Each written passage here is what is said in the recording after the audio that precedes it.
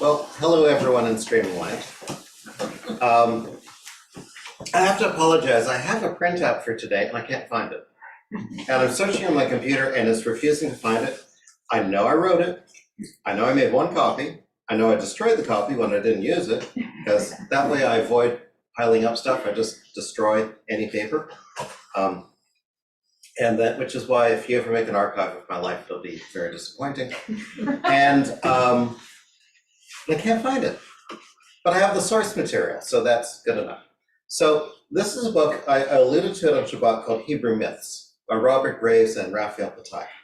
Now, Robert Graves, you know from I, Claudius, from Hebrew Myths, from all these sorts of very wonderful, and he's a very imaginative mind. Raphael Patai, you probably don't know as much. He wrote The Goddess in the Hebrew Goddess, where he studies all of the goddess references in Jewish tradition. He wrote the Messiah text, where he traces the development of messianic thought in Judaism. And unlike Graves, who is very well read and very imaginative, Patai is actually a university professor and an anthropologist and deeply rooted in the scientific method.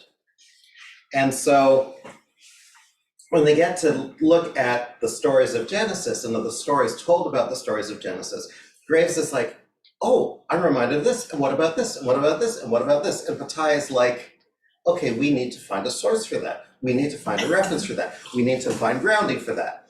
And so, you know, one is expanding, one is pulling in. And there's actually a companion book called The Writing of Hebrew Myths with Robert Graves, where Raphael Patai talks about his experience of trying to write this book with Robert Graves. In any event, I want to share with you some of the stories that they tell, because they're rooted in rabbinic sources. But hey, you know, it's stories, so there we go. So I want to talk about the creation of the world, okay? And let me grab some chumashim, because that'll help. So I'll be right back. Can I help you? Oh, no, I think I got it.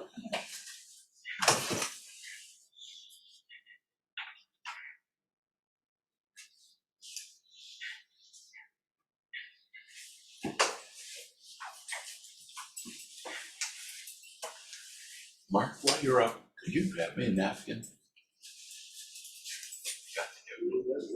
That's okay. Use this if you get short. It's paper. So here are some chumashim. And let me grab just one more.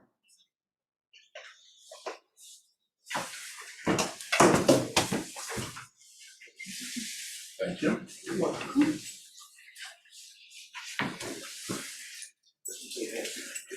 Pardon? Oh, that's okay. I'll get some more. That's okay. I know where they live. Now, let's look at the creation of the world, shall we? So, just without looking in the book, tell me, how is the world created? What's the sequence? What happens first? It's a quiz.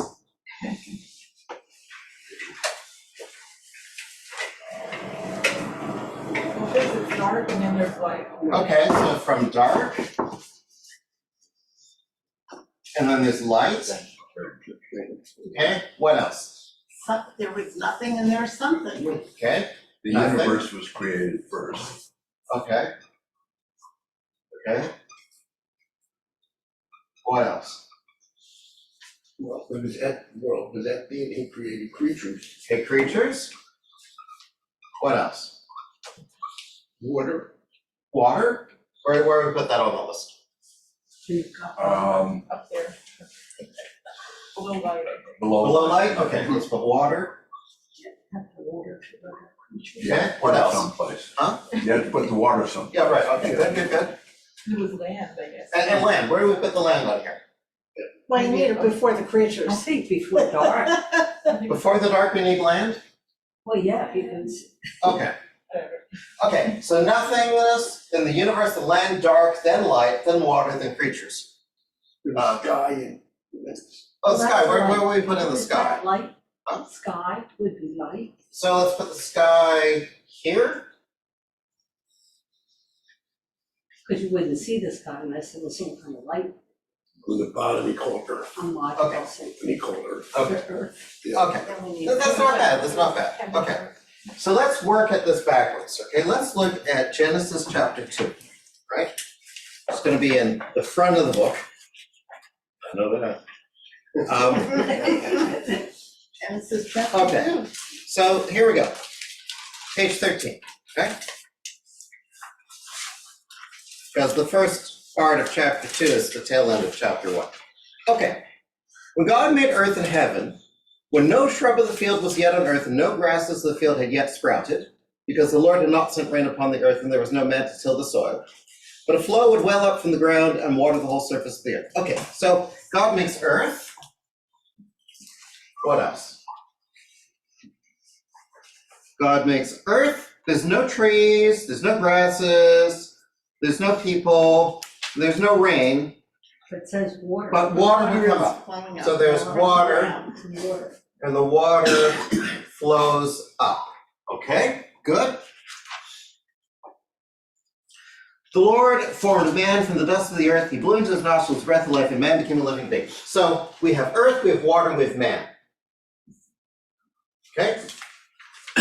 So the first thing that God's created, earth, water, man. Okay? Okay. After man, God plants a garden in Eden. Okay?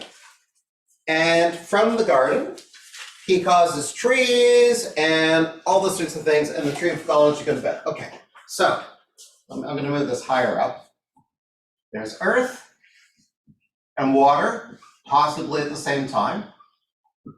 And then we have man, and then we've got vegetation. Tree. Okay, trees, planting the tree of good and evil that we don't care about in this telling. Okay? And a river flows from Eden to water the garden, divides, it becomes the name of Pishon, and there's gold, and there's lapis, and there's winds, and there's the land of Cush, and the Tigris, and the Euphrates. Right, so there's also rivers. What is Bdellium? Bdellium? Mm-hmm. Bdellium is a kind of precious stone. I don't know what it looks like. And lapis lazuli. Also a precious stone. That one I think is sort of, I think it's tawny colored, I'm not sure. Blue, it's very. Blue? Lapis, oh, lapis is blue, yeah, blue. okay, there we go. Okay, there we go. Now, you've got God, and you've got the man, and he places the man in the garden to till it and tend it, okay? Of every tree in the garden you're free to eat, tree of knowledge, good and bad, don't eat it, you'll die. Okay. Then God says, page 16, the Lord said, it's not good for man to be alone, let's find a fitting helper. And the Lord formed out of the earth all the wild beasts and the birds of the sky and brought them to see what the man would call them. So we have earth, water, man, vegetation, rivers, and now we have animals and birds. Okay? So none of them were really, and he named all the things. No fitting helper is found. So then God created a deep sleep and took one of his ribs and created woman.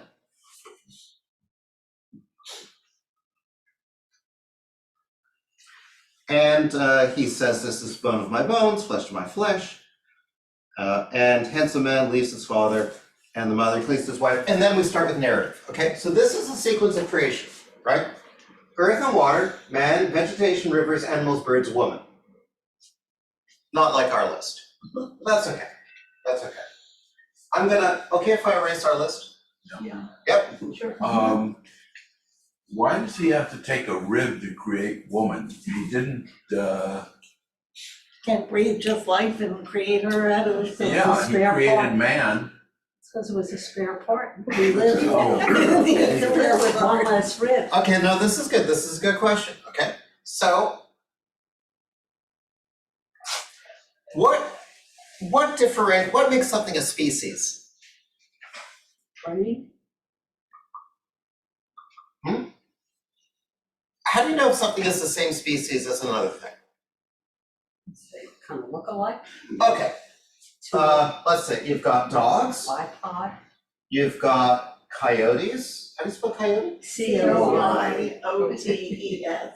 Coyote, and you got foxes. What happens if you try to mate a coyote and a fox? Like, What? Nothing happens. nothing happened, What happens if you try to mate a coyote and a dog? you get another You dog.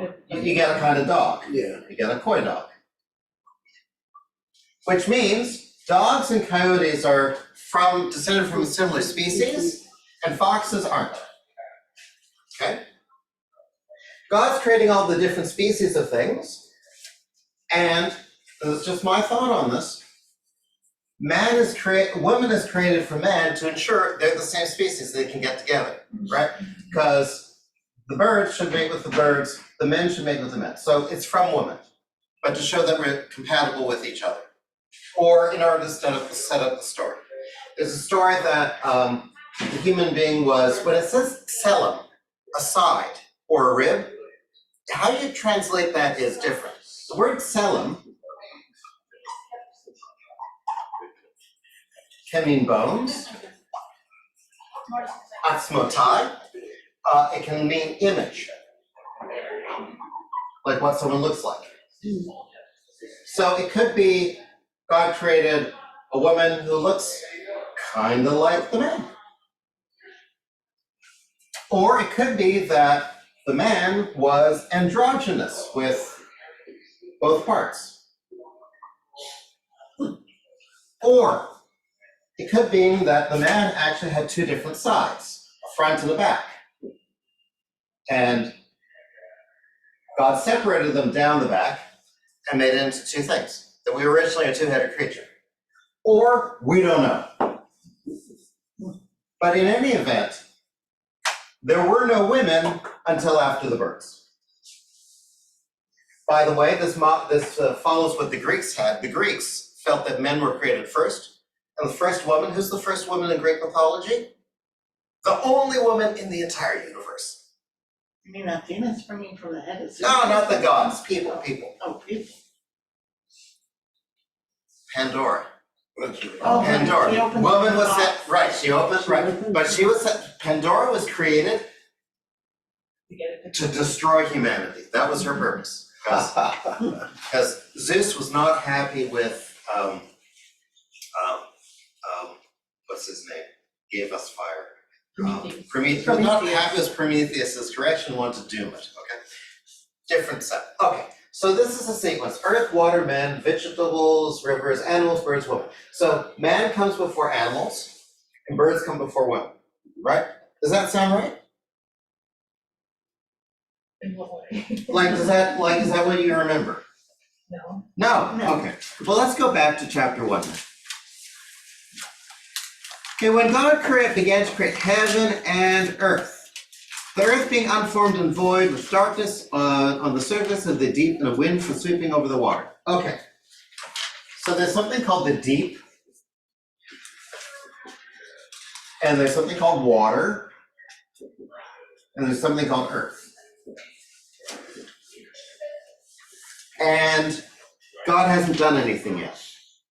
The earth is already there, it's unformed and void, and there's the deep in the water. And God said, let there be light. And there was light. Right? That's strange, water was created before earth, where was the water then? Well, I think the water and the earth are at the same time. Okay. It's describing, this is the situation at the beginning. There is deep and water and earth, and they're all there. Okay? Just like there was earth and water here. Okay? First, God creates light, right? And there was light, and God said it was good, and God separated the light from the darkness. So light and dark. Okay? Good so far? Okay, that's day 1. And there was, he called the light day, and the morning night, and it's evening and morning first day. So this is day, and this is light. Great lights. Okay, what? But he said the greater light. Well, no, that's day 4. Oh, okay. You're going ahead.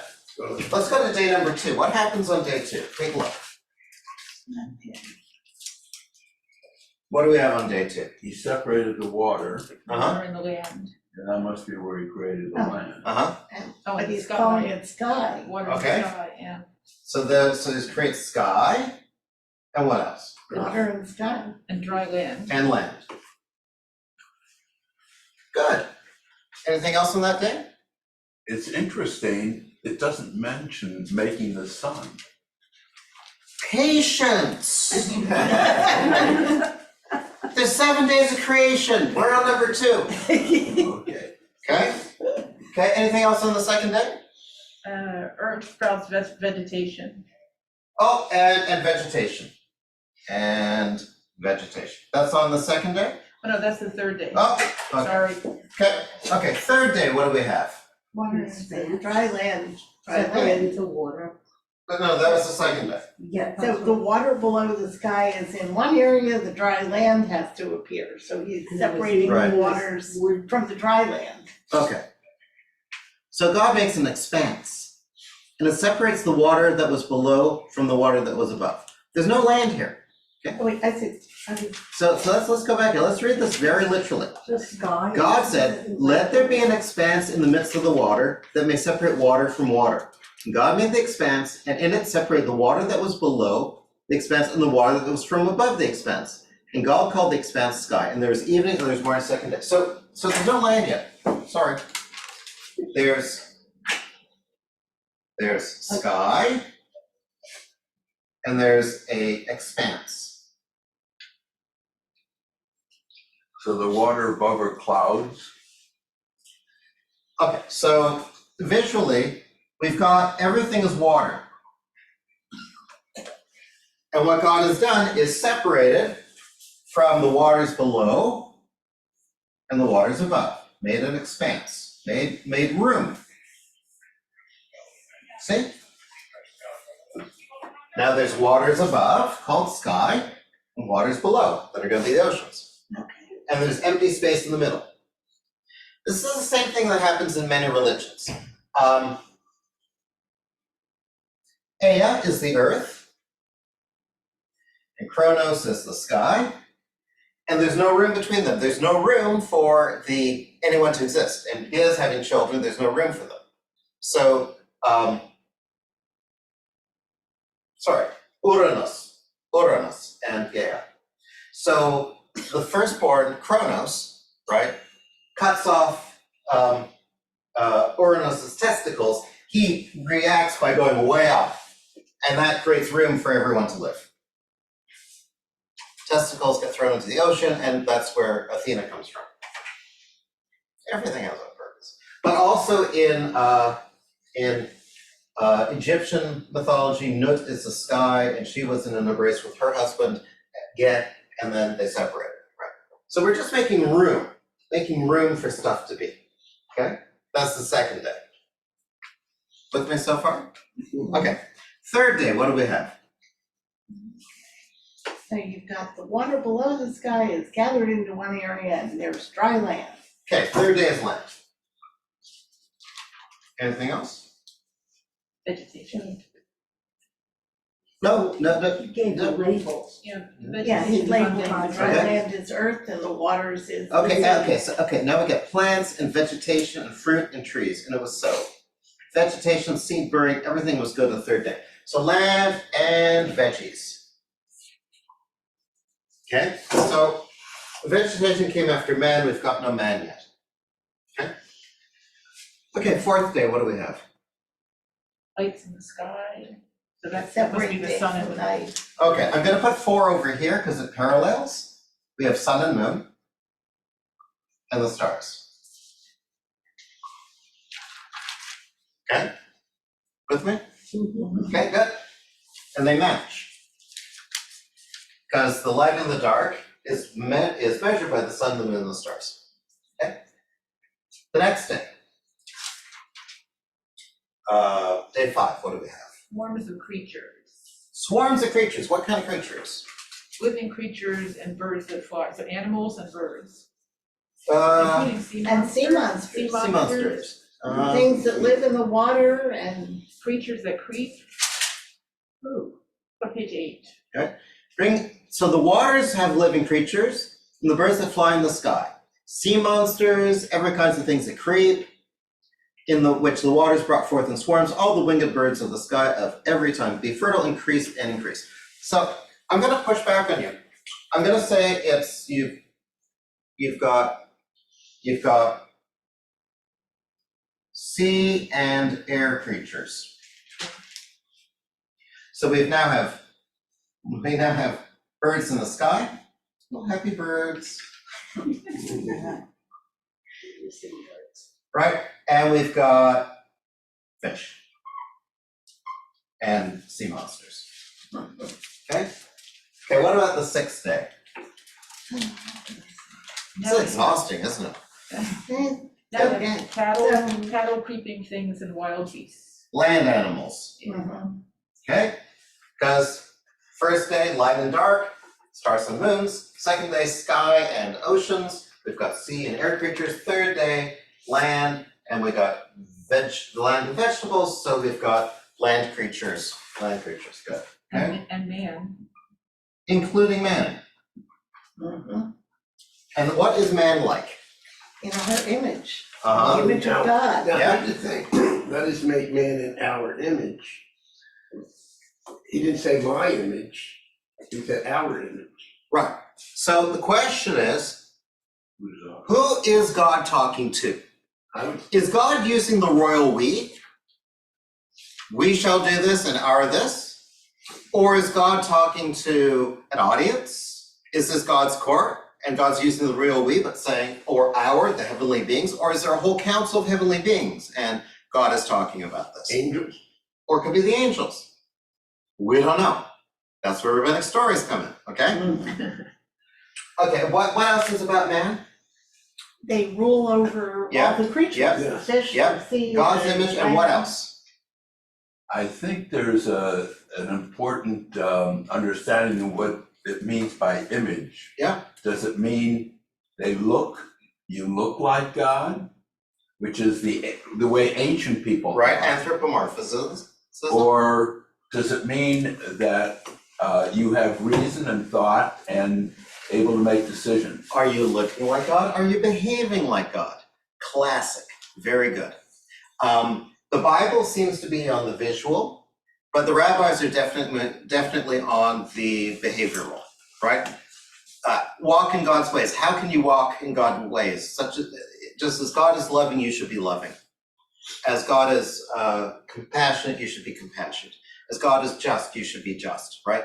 Absolutely, but in God's image. What else about man? Because that's not all the details we're given. They're gonna rule over everything. If they're gonna roll over everything, that's good. It also makes woman. Man and woman, they are male and female. Man happens to be male and female. Yep.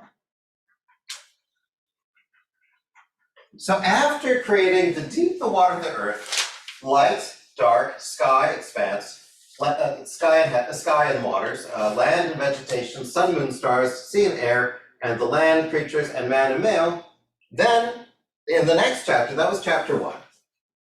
In chapter 2, okay, the earth and the water are there.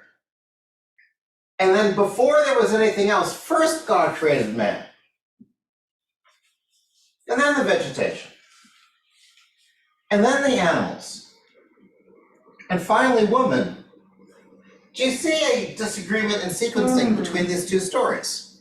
Yes. Ah, is that a problem? Okay. So these are two different versions of creation, and they mirror two different concepts of creation. Okay? This is describing creation in the spring, and this is describing creation in the fall. In a land where water does not regularly fall from the sky, but you require the rivers to flood up, you have a dry expanse and then everything sprouts up.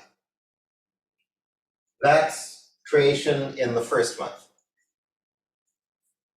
But if you have to and that's how it happens in Egypt. In Egypt, there's the waters, and then stuff comes out of it, But this is describing the fall, where it's not dry becoming wet, it's water coming from the sky, because that's how things happen. And when does the rainy season start in Israel? In the fall. So this is how things happen here.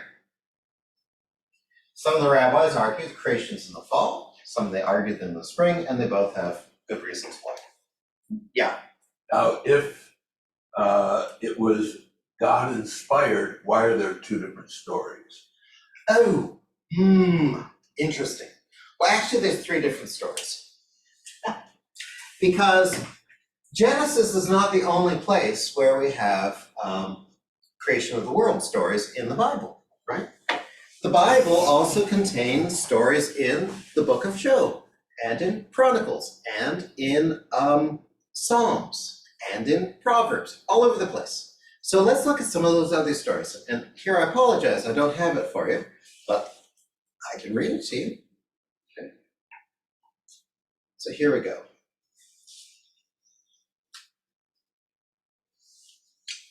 Let's see.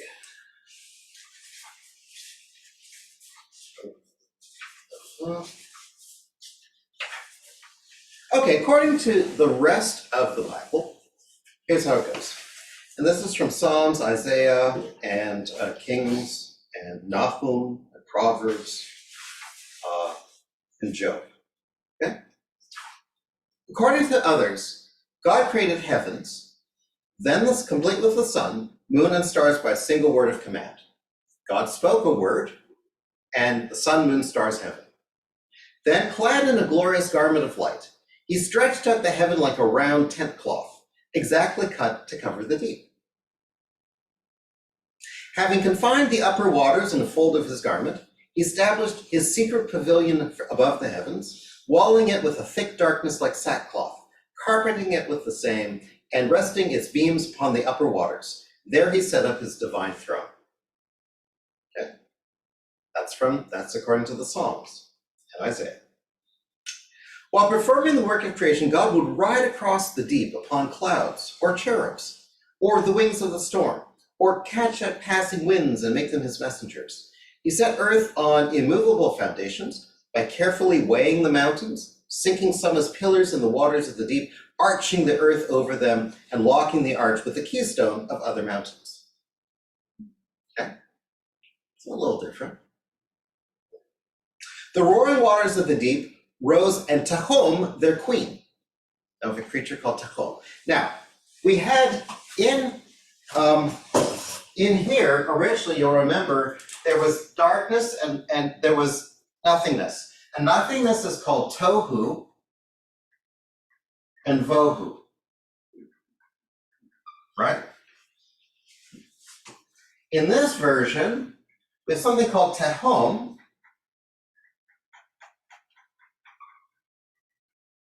and Tahom is the queen of the waters. So the Tohu has now been personified in this queen of the waters. Is this supposed to be a person, the queen? Actually, it's a dragon, sea serpent. Oh, Okay. Yep. And their queen, Tahom, threatened to flood God's handiwork. But in his fiery chariot, he rode the waves and flung at her great volleys of hail, lightning, and thunderbolts. He dispatched her monstrous ally Leviathan. We've heard about Leviathan. With a blow to its skull, and the monster Rahab with a sword thrust through its heart. So there's monsters here. There's Leviathan.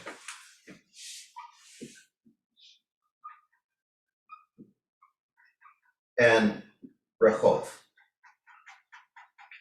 and who's thrusting the sword? God? God is. God took out a fiery sword. A chariot, and all these things. Yeah.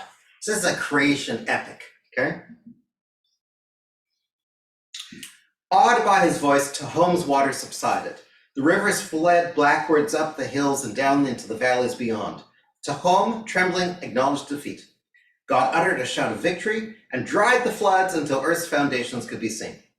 Then he measured in the hollow of his hand what the water was left, poured it into the seabed, set sand dunes as a perpetual boundary. the same time making a decree which Tahom could never break. However violently her salt lives might rage, she being as it were locked beyond the gates across which a bolt had been shot. Okay? It's a different story. There's more. Let's see. Bolt had been shot. There we go. God then measured out dry earth, fixing its limit. He allowed Tahom's fresh waters to rise as valley springs, and rain to fall gently on the mountaintops from his upper chambers. Thus he made grass grow as fodder for cattle, corn and grapes for the nourishment of man, and the great cedars of Lebanon for shade. He ordered the moon to mark the seasons, the sun to divide the day from night, and the summer from the winter, and the stars to limit the blackness of night. He filled the earth with birds and beasts and creeping things, and the sea with fishes, sea beasts, and monsters. He let wild beasts roam about after dark, but once the sun arose, they must return to their lairs. Okay? This is God carving creation out. Okay? The morning stars, as they watched, burst into a song of praise, and all the sons of God shouted for joy. Okay. Having thus completed the work of creation, God withdrew to his sanctuary on Mount Paran in the land of Teman. Whenever he leaves his dwelling place, earth trembles and mountains smoke. Does that say then that God had a place on earth that he went to? Yeah, Mount Paran, smoking mountain. Oh, Okay, that's a totally different version, isn't it? Now, let's have some fun with words. Can I erase some of this?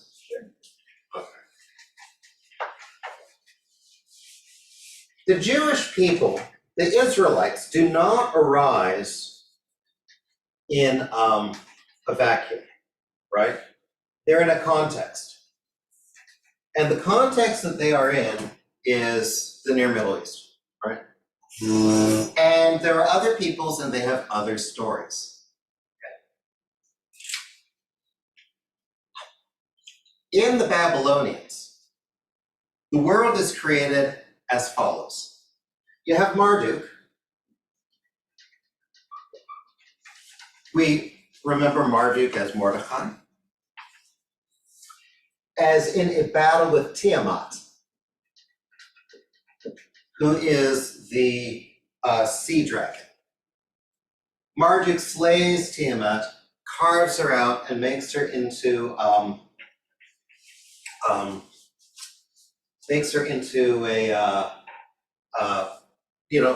parts of the world, right? So we've got Tiamat. Now let's do Tohu here, which was just this concept. Tohu,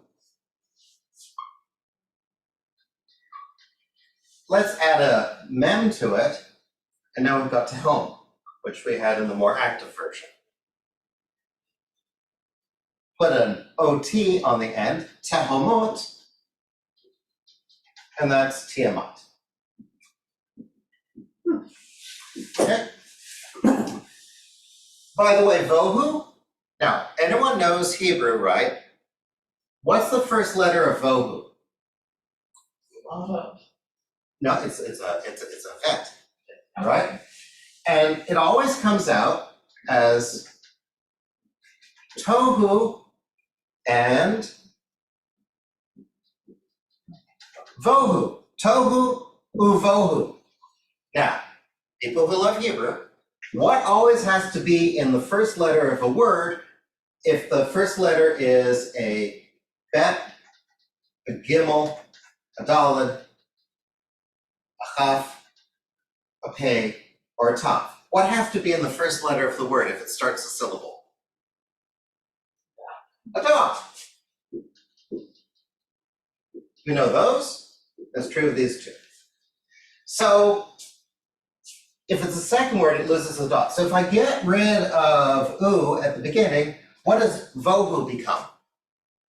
Bohu. Let's do to bohu what we did to tohu. Let's add on an m, bahom, and an ot, bahomot. Let's put that into English letters.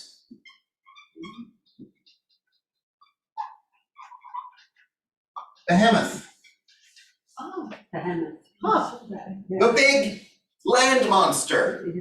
huh. So we've got the big sea monster and the big land monster. But they've been cut down here, right? What the Bible is doing is taking the story we heard in Psalms, Proverbs, and all those, and Isaiah, all those places, and we say, wow, this is a pretty wild story. God's an active person with a sword and a shield, and well, a sword anyways, and let's just calm it all down. That's Genesis 1. Genesis 1 is a real calm down of the other story. We've taken all the action out of it, we've taken the wrestling out of it, and we just made it nice and calm.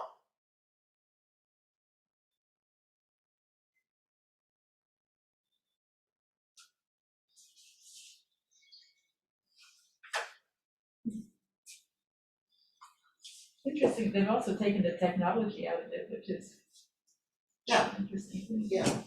So, why is this all important?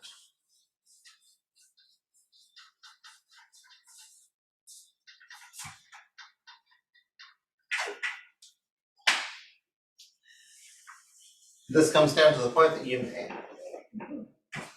about, is this the image of God physical or the image of God ethical?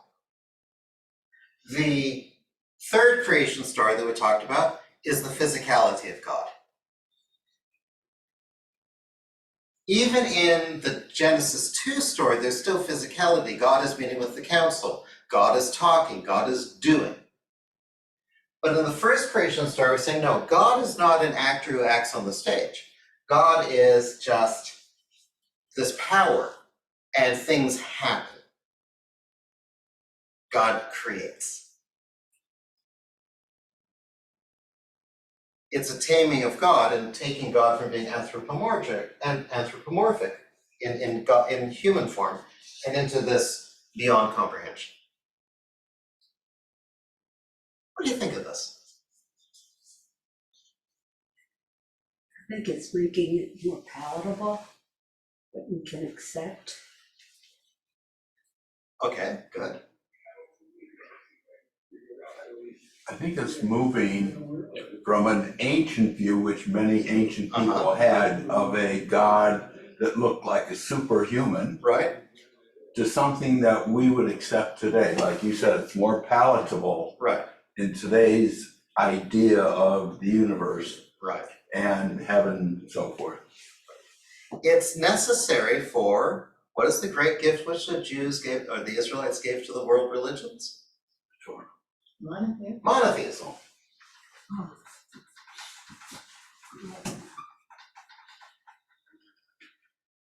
If you read the Bible and you ignore Genesis 1, the Bible is not monotheistic.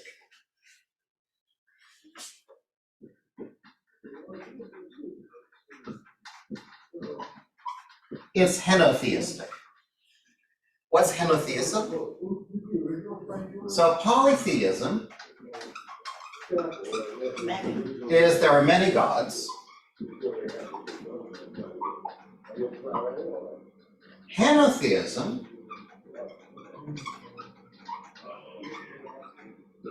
there's many gods, but we only worship one.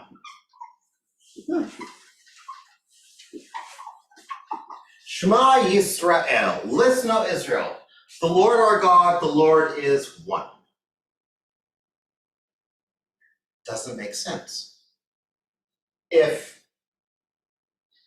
the Lord is our God, that only makes sense if there are other gods.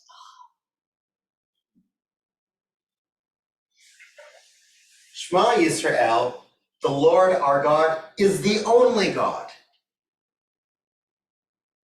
Or take the Ten Commandments.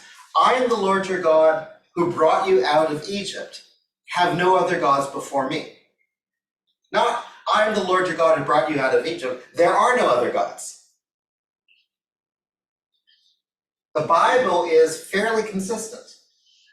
There are multiple God concepts, but we only observe the one. Monotheism, there is only one God.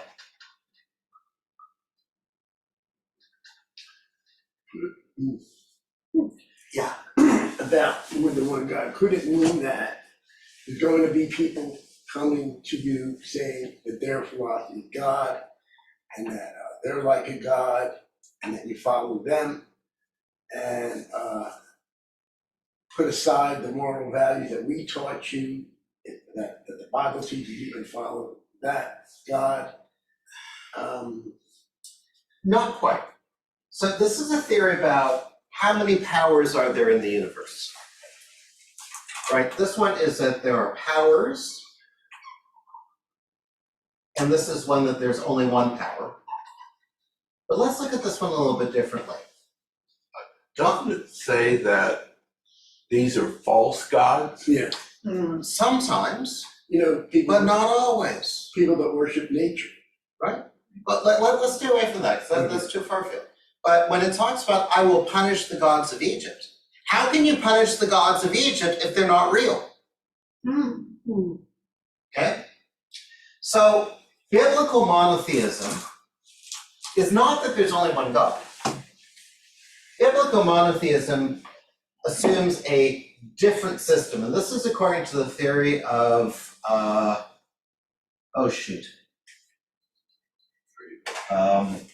he teaches at JTS, nice guy. The bodies of God is his work.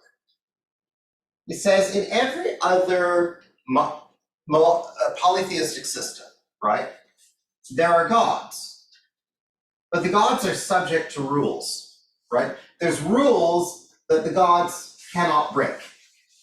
And the gods all have stories, they have birth, and they have friendships, and they have enemies, and they have actives, and sometimes they die. They're narratives. The gods are all these stories. But the gods cannot break certain rules. Looking at world religion, the Greek gods, what one god does, another cannot undo. Right. And all the gods are afraid of fate.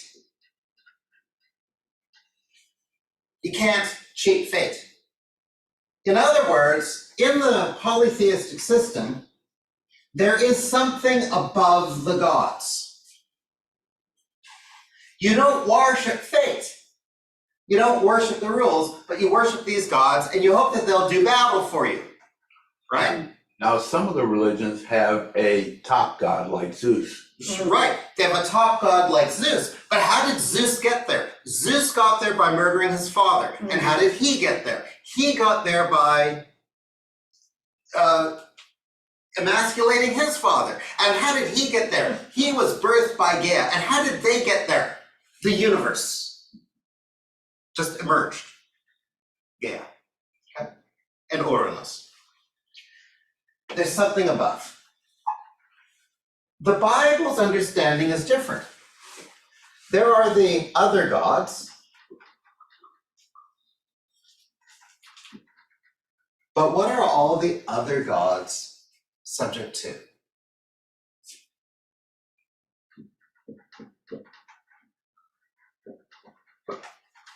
Our God. Oh, no. Yud-He-Vav-He, the God of Genesis 2,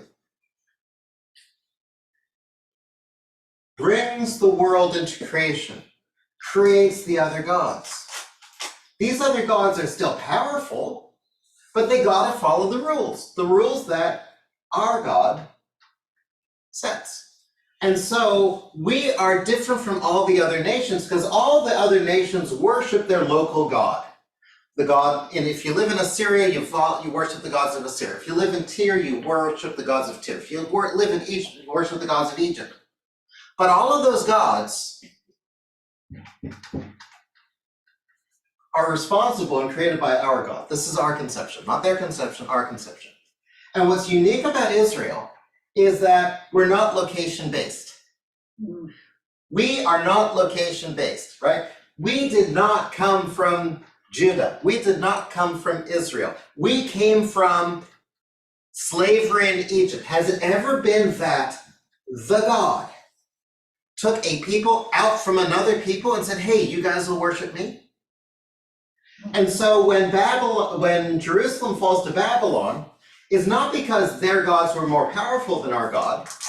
It's because our God ordered their gods to do stuff to us, to punish us. Our God is universal. And then just one more sentence. And then when we take it into the modern era, we say, by the way, we don't need those things as a conception. It's all God. Could you put angels instead of the other gods? Sure. Yeah, we could do that. Each world has their own protective angel. Each tribe, each nation has its own angel. Ours is Michael, Egypt's is Gabriel, whatever. And sure, and the other people might be so foolish that they mistake their angels for gods. Sure, that works too. Semantics, but it works. Why do we have one name of God that's plural? That is terribly annoying, isn't it? It is. Okay, so so El is God, a God. Eloah is God. The plural of Eloah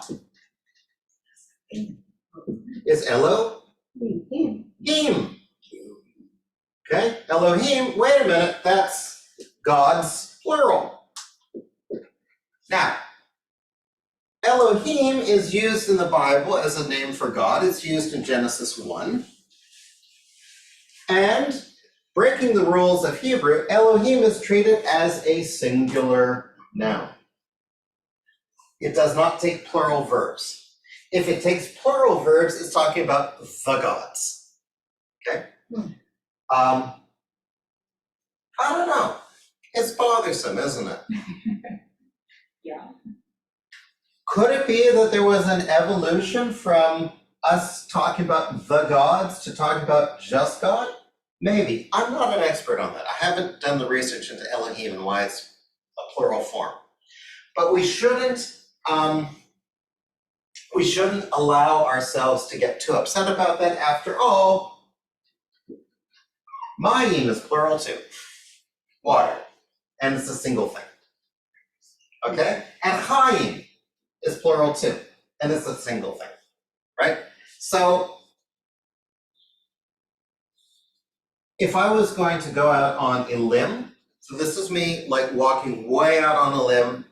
If it's a pirate ship, I'm way out on the plank, okay? I'm in like pure conjecture. I'm Robert Graves' territory, not Raphael Patai, okay? I would suggest that concepts that have a very broad inclusive aspect, like water, this is a bit of water, but it's also all water. Mhm. Life, my particular life, but all life. Mhm. Could be God, but all of the God concept. That's my guess. Just a guess. That makes sense because in English, you have that exact same concept of a all-inclusive thing taking a singular verb. Mhm. Yeah. Sure. Can you give me an example?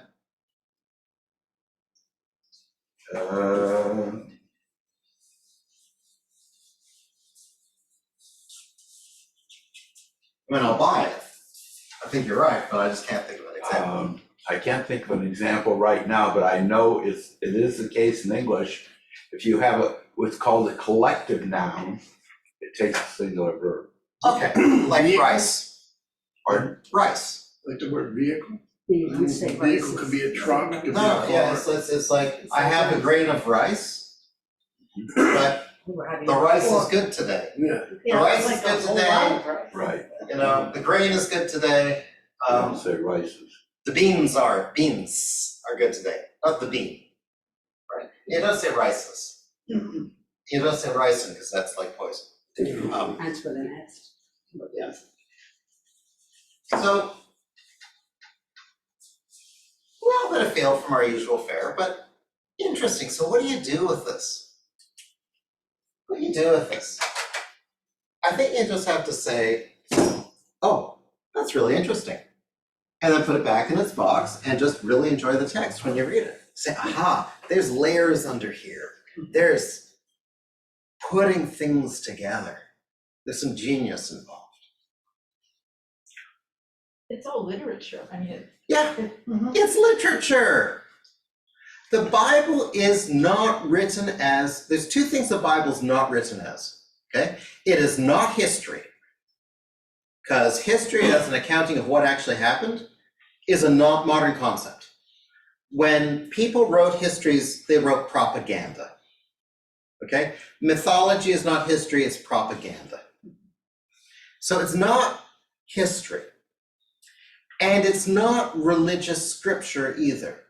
The Bible's not written for religious purposes, okay? There's no religious purpose in understanding how all of the tribes of Israel ganged up on the tribe of Dan and killed all the men because of an insult done to this guy's wife with a terrapin, okay?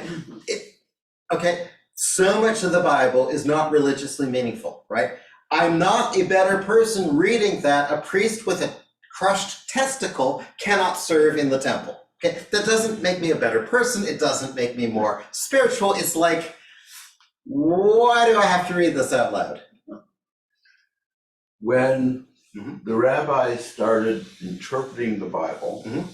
did they put it in context of what was the attitude of people in ancient times? In other words,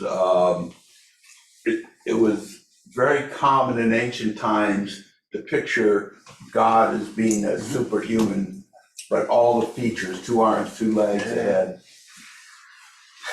The rabbis live in a milieu, but they're not anthropologists, and I don't think they're really interested in other people at all. They show a remarkable amount of ignorance of loanwords. Like you get, like even in Rosh Hashanah, right? We are counted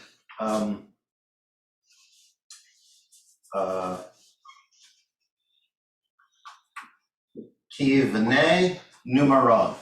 Ki v'nei. So we're counted as ki v'nei maron.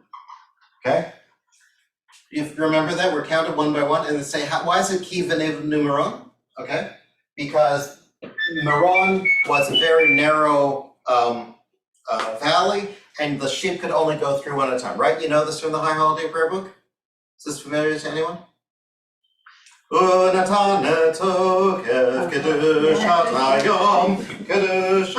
Okay, right? Kivnei Maron. Okay.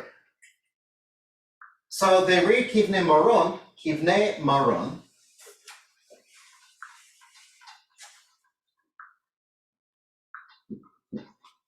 Whereas someone looking at this differently would say, oh,